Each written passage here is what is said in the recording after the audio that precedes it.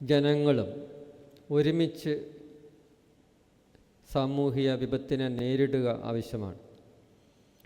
അപ്രകാരമൊരു സംരംഭമാണ് ഇവിടെ ദേവലോകം അരമന കേന്ദ്രീകരിച്ച് ഇന്ന് മുഴുവനായിട്ട് രാവിലെ ഉള്ള സമ്മേളനങ്ങളിൽ പഠനങ്ങളും ചർച്ചകളും സംവാദങ്ങളുമെല്ലാം ഉണ്ടായിരുന്നു. അതിൻ്റെ ഒടുവിലാണ് ഈ സമ്മേളനം ഇപ്പോൾ നടക്കുന്നത്. തീർച്ചയായിട്ടും നമ്മുടെ കേരളം പല കാര്യങ്ങളിലും മുൻപന്തിയിലാണ്. സാക്ഷരതയിൽ നമ്മൾ ഏറെ മുന്നിലാണ്. ജീവിത നിലവാരത്തിൽ വികസിത രാജ്യങ്ങളോട് അടുത്ത് നിൽക്കുന്നുണ്ട്. സമുദായ സൗഹാർദ്ദം ഒക്കെ എന്നും എക്കാലവും നമ്മുടെ നാട്ടിൽ നിലനിൽക്കുന്നുണ്ട്.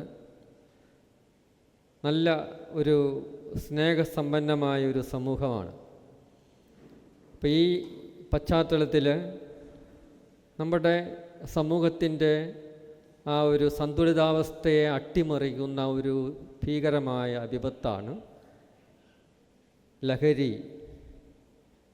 രാസവസ്തുക്കളുടെ ഉപയോഗത്തിലുള്ള ലഹരിയും കൂടിയാകുമ്പോൾ അതിന് തീവ്രതയും കൂടുതലാണ്. അതത്രമാത്രം കുട്ടികളെയും യുവജനങ്ങളെയും അപകടപ്പെടുത്തുന്നു.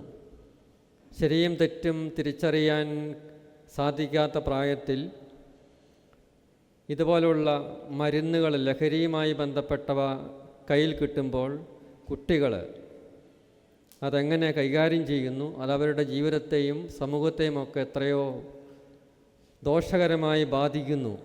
ഇതെല്ലാം ഏറെ പഠിക്കേണ്ടതും പഠിച്ച് ആവശ്യമായ തിരുത്തലുകളും നടപടികളും ഉണ്ടാവേണ്ടതുമാണ്.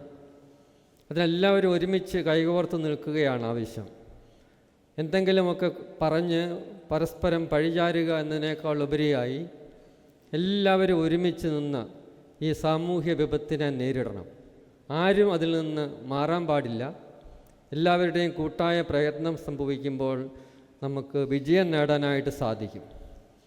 അതുകൊണ്ട് ആ ഒരു ദിശയിൽ ഈ സമ്മേളനം വളരെ പ്രാധാന്യമുള്ളതാണ്. നമ്മളെല്ലാം ഒരുമിച്ച് നിന്ന് നമ്മുടെ നാടിനെ അപകടപ്പെടുത്തുന്ന ഈ സാഹചര്യത്തെ നേരിടണം. എല്ലാവരും അതിനോട് ചേരണം. സ്നേഹത്തിൻ്റെയും കൂട്ടായ്മയുടെയും സമാധാനത്തിൻ്റെയും പരസ്പര ബഹുമാനത്തിൻ്റെയും എല്ലാം അടിസ്ഥാനത്തിൽ തിന്മയെ നമുക്ക് നിഗ്രഹിക്കാനായിട്ട് സാധിക്കും.